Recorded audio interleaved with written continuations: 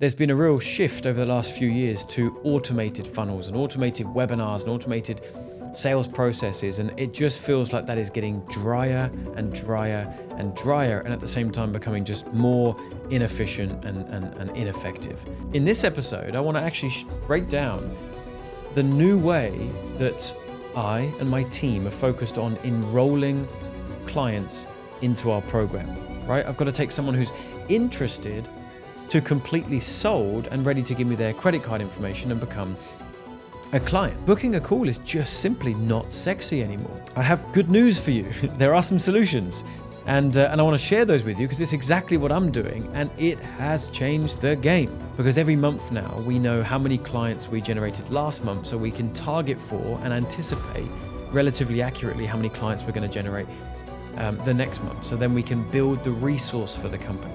Where just quite simply offering them to book a call used to get us 10% of people on any webinar booking calls, we now find with this application style, we're getting 20, sometimes 30% of the audience booking calls. And there's so much higher value now because they're actually applying for it as opposed to just randomly booking a call. So it feels better all round. It's an amazing model. It's what I'm teaching my clients now. They're loving it. They're getting great results with it. And I highly recommend it to you. Hey, it's Jon Penberthy here. Welcome back to the Expansion Podcast. It's great to have you returning. And in this episode, we're going to be piggybacking on the previous episode. I feel it important to give you just a 60-second summary of the previous episode because it's going to give you some insights into this one, albeit it's still worth you going back and checking it out if you have time. We discussed over there that there is a real shift, I feel, in the marketplace back to engaging with our audiences in a live environment, especially if you're selling courses, coaching, services, consulting, products of any nature. If you're wanting to monetize your audience, you have to build trust. And in order to build trust, you've got to do things in a very particular way. And there's been a real shift over the last few years to automated funnels and automated webinars and automated sales processes. And it just feels like that is getting drier and drier and drier, and at the same time becoming just more inefficient and ineffective. And so there's a call back to going live, doing live webinars, live presentations, going live on YouTube, going live on Zoom and in other ways.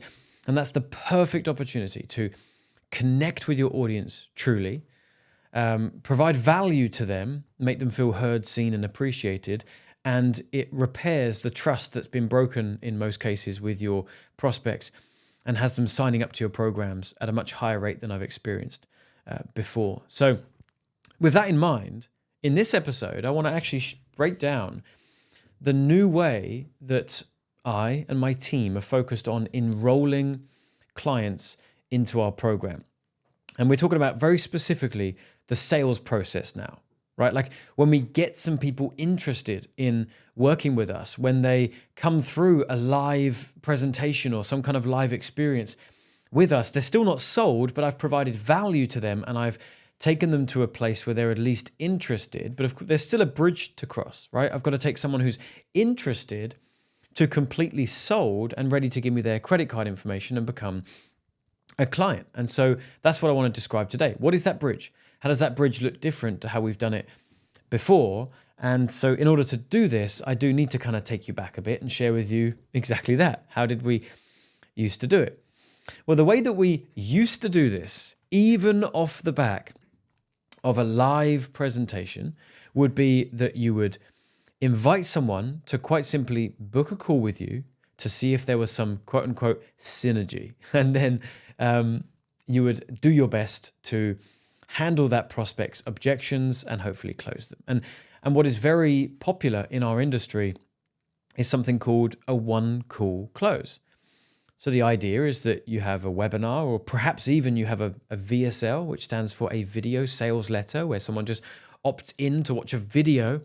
And off the back of that, you invite them to book a call. But regardless, the plan is to fill up your calendar with booked appointments with people off the back of your funnel.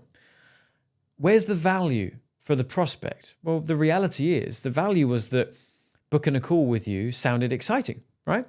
Not many people were offering that. It was kind of new, it was exciting. And with many of these strategies, there's a wave where there's a new discovery, right? Doing a sales call, having a prospect book on that calendar. Then there's the early adopters. And so now there's a whole bunch of people benefiting from this, but it's still new, it's still exciting. Then there's mass adoption, still works, but the results are diminishing. And then, of course, there's a decline when the market's just saturated. And unfortunately, we have been most certainly in mass adoption for the way in which we book sales calls and then try to close those prospects. And what that's led us to is a decline in results. It's just quite simply what's happening. Less people are booking calls. And here's where we're moving into the problems with this model now, is that booking a call is just simply not sexy anymore. Getting to the end of a webinar or a VSL and the presenter offering you the chance to book a call and speak to their team to see if there's synergy, that's just, in most prospects' minds, a waste of time. They've got 10 other opportunities that week to book on a call with another quote-unquote marketing guru. And so why are they going to book on with you and not with them? And even if they do book on with you, you're now one of 10 other people that they might do business with. And so you're having to sell yourself to the prospect as opposed to the other way around. So that's a big problem. Booking a call by itself, not sexy enough. Second thing though, and we've already spoken about this, but the evergreen model of enrolling clients is also struggling. So even if you manage to get someone to book a call with you and speak to you on the phone, if your program is just evergreen, meaning it's open all the time, and they can just choose to become a client if they are sold well enough, well, then you're lacking the FOMO. You're lacking the urgency. There's no real reason for the prospect to make the decision right there and then. So they're only going to join your program if you have really sold them beautifully well. The third, and this kind of ties in with the second, is that our programs at that point just aren't exclusive enough, right? It's like, again, there's no reason to do it right now. And so then it's just an option for them, but they've got loads of other options on the table because, of course, everyone is booking calls with prospects. And the fourth issue, the fourth problem, is that clients at that point are in control. Now, we're not trying to shift that because we want to be manipulative and controlling in a negative sense. But ultimately, if the client feels in control, then buying demand actually goes through the floor. Because if they feel in control, then your status is reduced. If your status is reduced, then they're not as likely to want to invest with you. So those are some of the problems. I have good news for you. There are some solutions. And I want to share those with you because it's exactly what I'm doing. And it has changed the game.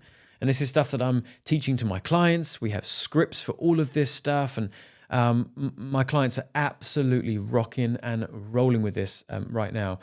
And I think it's something that you should really look into as well. So two main things that we're doing here.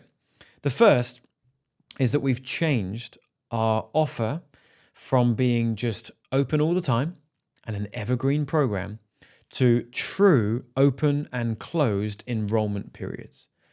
And there are so many benefits to this, and I'll outline some of them. But basically, as I mentioned in the previous episode, every month as we're building our audience and we're getting more people into our ecosystem, then every month I do a promotion. It's live, so they get to interact with me and have fun and learn new stuff from me and my team. So it's good for everyone. It feels good for me.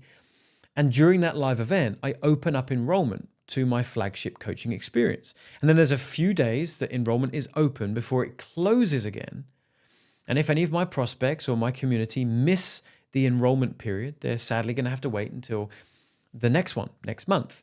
And that period of time is now going to create FOMO, and they're going to see other clients that did take action, watch them succeeding, getting great results, and wish they were in that cohort. And then next month comes around, and now they're more likely to make that decision because they knew now with absolute certainty that we are a team of our word. When we say we do something, we do it.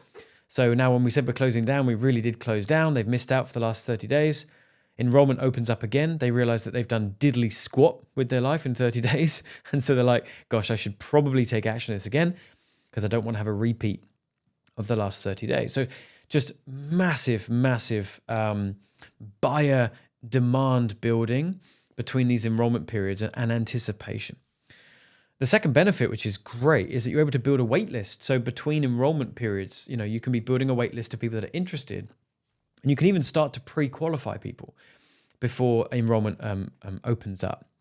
The third benefit, and this is really important, and maybe if you're listening to this while you're driving, don't do this, but if you're somewhere stationary, maybe take some notes on some of the stuff that I'm saying so that you don't forget it, because the third thing is that you're able to do updated messaging and promotional elements when you're opening and closing each cart, right? If you had an automated webinar leading to an automated program and evergreen delivery, then you might find that some of these elements are becoming dated, but you didn't realize. Whereas now when we open and close enrollment, every time I open, it's almost like a fresh message. I'm able to talk about the clients that joined last month and the results they're getting. I'm able to share updates about the season that we're in or the month that we're in. Perhaps there's something happening in the world right now that I can use as an illustration. And that becomes really, really powerful.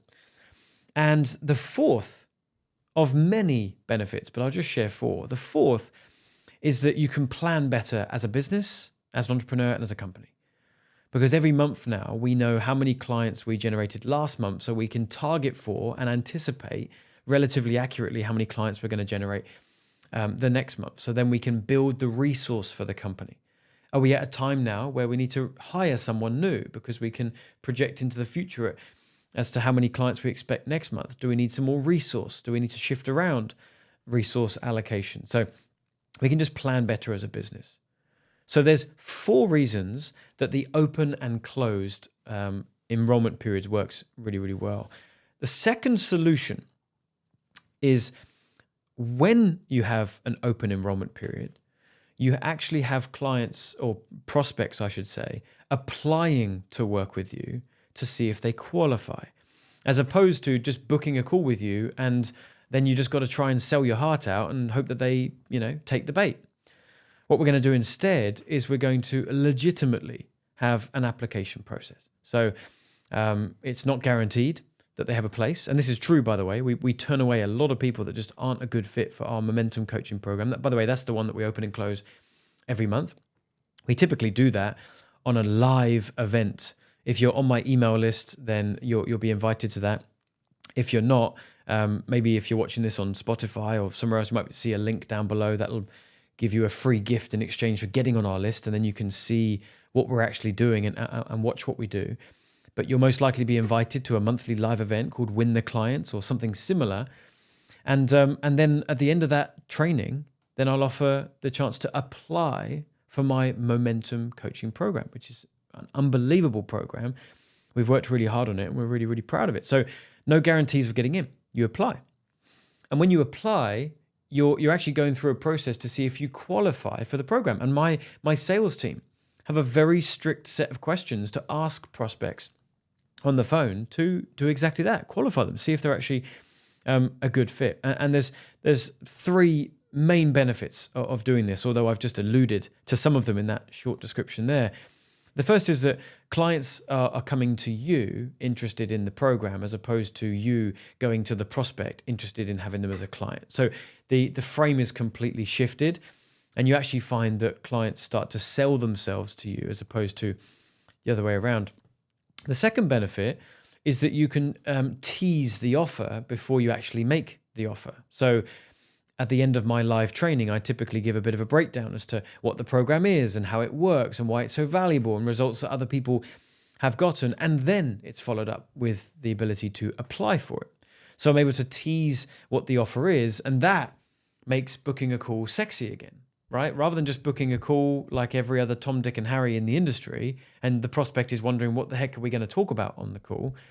Now they know exactly what we're going to talk about. They've heard the description of the offer from the horse's mouth, me, and now they're excited about it. They actually know the process they're about to enter, and they feel more comfortable with it, and therefore we get more people booking calls.